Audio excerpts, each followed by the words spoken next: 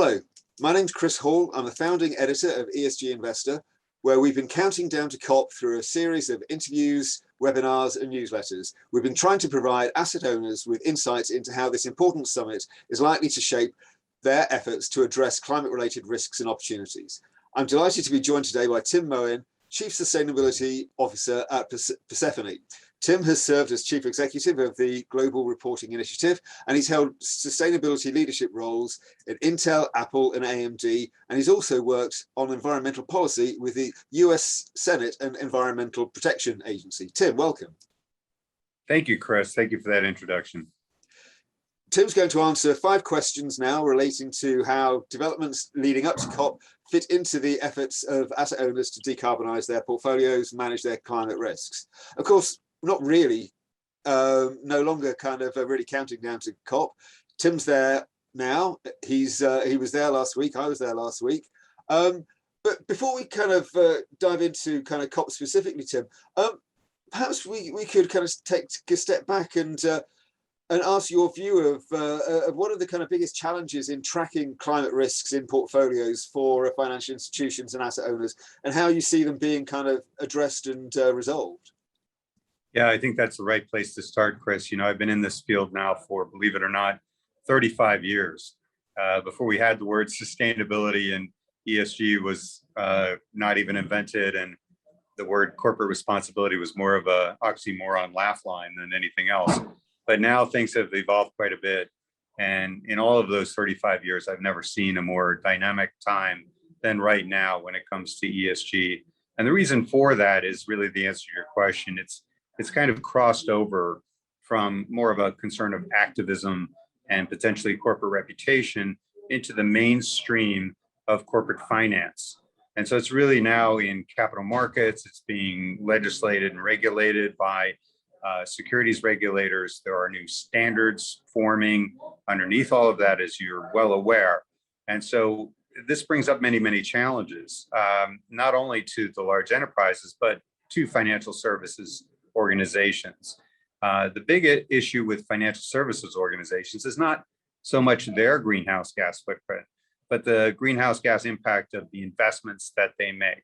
And so underneath all of that is an allocation formula. You're probably well aware of the Partnership for Carbon Accounting Financials, which until recently, you know, under the greenhouse gas protocol, the accounting piece of this whole enterprise was fairly underdeveloped. And so when the financial services industries came together, they developed this new standard. And now that's what is being used to account for carbon impact of financial flows. It's very, very new. Persefoni is the only company to have coded it in, which is why, you know, we just completed a $101 million fundraise. It's becoming quite important for investment firms, asset managers, banks, all sorts, to be able to articulate their carbon footprint of their transactions. So very, very new, but very, very important. Indeed. And also when we think about things from the asset owner's perspective, when they look at kind of COP26, one of the things that they've been looking out for, I guess, is that kind of greater kind of, you know, clarity and comparability around climate-related disclosures of, you know, from corporates, the firms they invest in. We've seen kind of moves towards kind of mandatory kind of disclosures. Do you think these are enough for asset owners, or do we need to kind of go take several steps further? You know, it really brings up the overall theme of this conference, this COP, which I think is incrementalism. You know, we're seeing slight moves, but they're the moves in the right direction. And I believe that there's some pretty dramatic moves that will start to get that comparable, consistent, reliable disclosure. You mentioned mandates. So as you know, the United Kingdom, one of the first governments to mandate climate disclosure integrated into financial statements. The same has happened now in Japan. The same has happened in New Zealand. We're going to see continuous movement in this direction.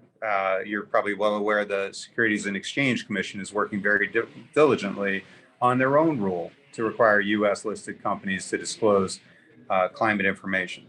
But what hasn't been reported on very much, but I think is really groundbreaking, is reporting on what? Reporting how? And that's really the tough stuff, right? So our firm is actually doing that hard work of carbon accounting for enterprises so that it can be high quality, auditable, assurable, comparable information. And this week or last week at this conference, there was truly a step forward when the International Financial Reporting Standards, the IFRS, introduced the International Sustainability Standards Board, the ISSB. That's a game changer. And when they announced this, they also consolidated the field of ESG disclosure standards and introduced the first draft climate standard as all part of this one announcement last Wednesday. So it's very, very exciting. And I think it's going to set that foundation for what we're going to see as really high quality disclosure integrated into financial statements going forward across the world. Mm-hmm. Now you're a kind of former kind of standard setter yourself in this area at GRI, and clearly a lot of attention has been kind of taken by the kind of international kind of sustainability standards board. What role do you expect the ISSB to take? What kind of role should it take? And also, perhaps I'd be interested in your views on this kind of issue around the kind of what appears to be a kind of slight difference between the kind of enterprise value led approach of the ISSB and a more kind of dual materiality role that seems to be where Europe is going, and whether you feel that there's whether there's a kind of continuum between these two approaches, or whether you see there's a kind of divergence. It's a right question to ask, because right now, as you're well aware, the European Union is moving to replace their non-financial reporting directive, the NFRD, with a new directive called the Corporate Sustainability Reporting Directive, which will have mandatory disclosures across the sectors. The first one, everybody knows, will be climate, right? The difference, as you pointed out, is the difference about definition of materiality. In the world of financial standards, it's very clear. It's financial materiality. In the world of sustainability, not so clear, because we have both financial materiality, which is in common, and then we have material to the world around the corporation. That's what I really see going forward, is that area of overlap. The financially material disclosures need to be 100% aligned. And that goes down to things like format of disclosure, timing of disclosure, digital taxonomy. All of those details really need to be aligned, so that that other part, the extra materiality, if you will, materiality for people on the planet, can then exist as sort of the wide end of the funnel that feeds into the financially material disclosure. So far, I have not seen that kind of collaboration at that level. And so you're absolutely right to sort of raise a red flag. And just a couple of weeks ago, there were 58 companies that wrote a letter, an open letter under the World Economic Forum, expressing their same concern about this very issue of this collision course between, yet again, competing standards. And as you pointed out, I was in that world for a number of years. Competing standards actually work against the final objective, which is to make the world better. By creating confusion and costs, we're actually working against our own objectives. So now is the time for all of these standard setting groups and all of the stakeholders around it to come together, so we have one consistent global common language for disclosure. Indeed.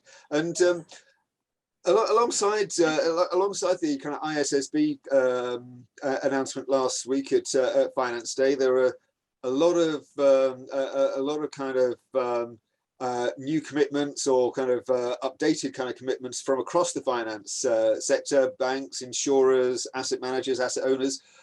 What do you think we should take from those kind of commitments? What message should we take in terms of the extent to which financial institutions are taking the necessary steps to reduce their portfolio emissions? I'm both heartened but also skeptical, because I mentioned I've been around this world for a long time. I'm reminded of some past events like the UN Global Compact or the Principles for Responsible Investment, when those organizations formed and had a massive turnout of companies signing up. Well, what were they signing up for? They were signing up for principles, and principles only work when people have principles. And so, if you really hold people to account, that's a wholly different set of facts. And so that's what needs to happen here, because many of the goals that have been put forward are somewhat aspirational, and they don't come with them the kind of management systems and rigor to really show the accountability towards progress against those goals. That's what Persefoni is really trying to do in this market, is to create the tools and processes to show progress against goals in a very rigorous manner. In fact, last week when we announced our $101 million fundraise, we also announced a free version of the program, so small and medium enterprises could also use the platform for free. Unless and until you have those kinds of rigorous key performance indicators reported on a regular cadence, publicly, transparently, then really all you have is an aspiration. And it's almost like the analogy between this COP, this meeting right now, and the one in Paris in 2015. Well, we all celebrated in Paris, and there were heads of state standing in front of cameras, big photo opportunities. What they were celebrating was a promise, an aspiration. What the hard work is going on now is the implementation of that aspiration. That's what I see happening with these net zero goals. We're throwing out aspirations. Now we have to do the hard work. Indeed, and a part of that hard work is going to be leveraging technological advance.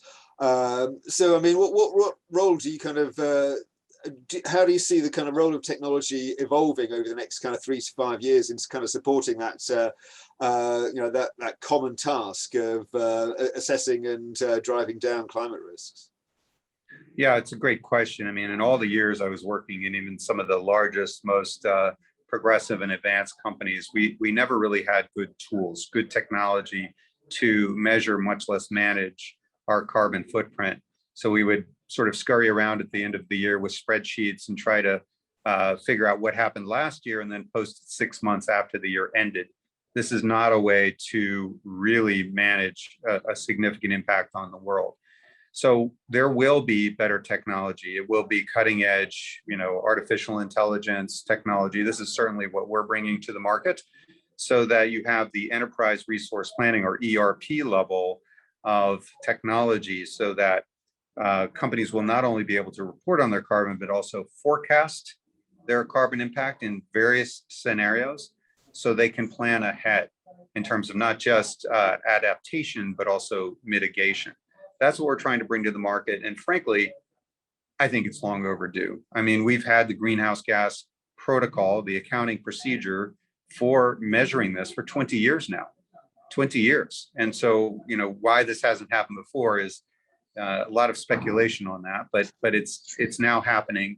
And I will say that there's a bit of a scramble in that marketplace to fill that gap, because financial institutions and large enterprises are all looking for help in this space.